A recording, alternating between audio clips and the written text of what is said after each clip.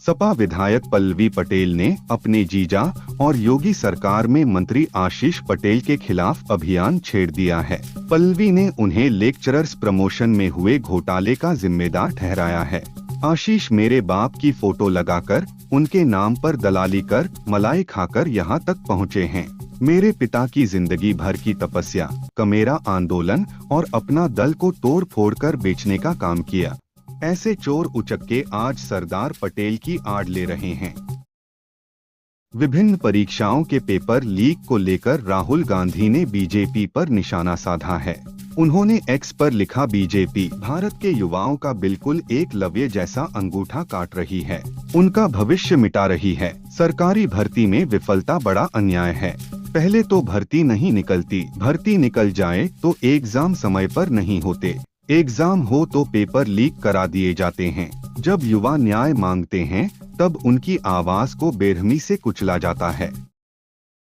दिल्ली में पीएम मोदी ने अपने संबोधन में की बड़ी बातें। उन्होंने कहा, तीसरी बड़ी अर्थव्यवस्था की ओर बढ़ रहा देश, 2025 में हमारी भूमिका सशक्त होगी। आपातकाल के समय अशोक विहार मेरा घर था, यहाँ आते ही पुरानी यादें ताजा हो गईं। 2025 में विकास की नई परियोजनाएं।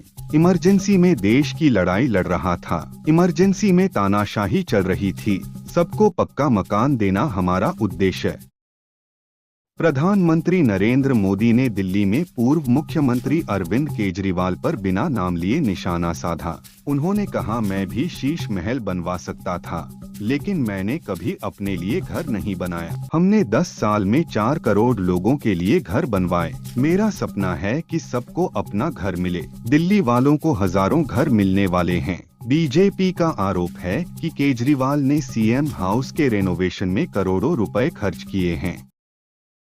पीएम मोदी ने दिल्ली में आम आदमी पार्टी पर जमकर जुबानी हमला बोला। उन्होंने कहा, दिल्ली 10 साल से आपदा से घिरी है, आप दिल्ली वालों पर आपदा बनकर टूटी है। ये खुलेआम भ्रष्टाचार करते हैं और सीनाजोरी करते हैं, अस्पताल में घोटाला कर रहे हैं और अस्पताल में भ्रष्टाचार कर रहे हैं।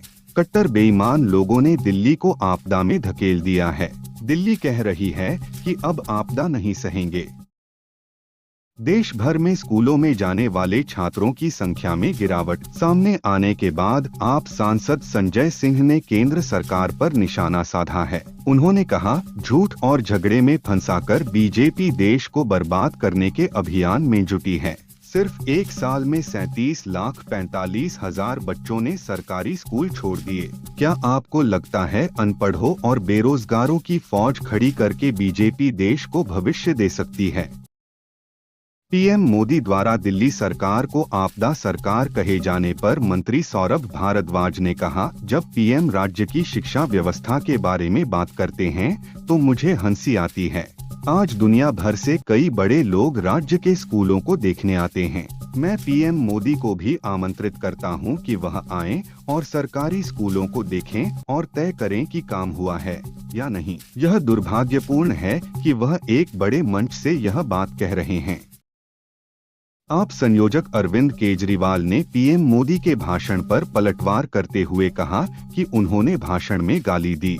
केजरीवाल ने कहा, 10 साल में सिर्फ हमने काम किए, हमने इतने काम किए कि बताने में घंटों लग जाएंगे। केंद्र सरकार सबको मकान नहीं दे पाई, ये लोग झुग्गियां तोड़ देंगे। पीएम मोदी ने लोगों को धोखा दिया है। 2022 तक पक्के मकान का वादा किया था। ये लोग गरीबों के दुश्मन है।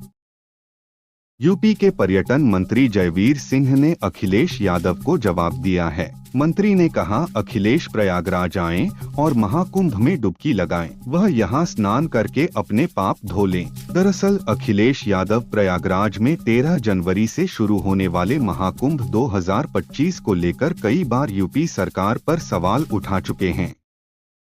पूर्वांचली समाज को बीजेपी ने धोखा दिया। आपने दिल्ली में 530 मोहल्ला क्लिनिक बनवाए। बीजेपी ने 40 लाख लोगों को मालिकाना हक देने का वादा किया, मगर 25,000 लोगों को मिला। आपदा दिल्ली में नहीं बल्कि बीजेपी में है। पहली आपदा की बीजेपी के पास सीएम फेस नहीं, दूसरी उनके पास एजेंडा नहीं, तीसरी उनके पास मुद्दा नहीं। मैं कामों की राजनीति करता हूँ।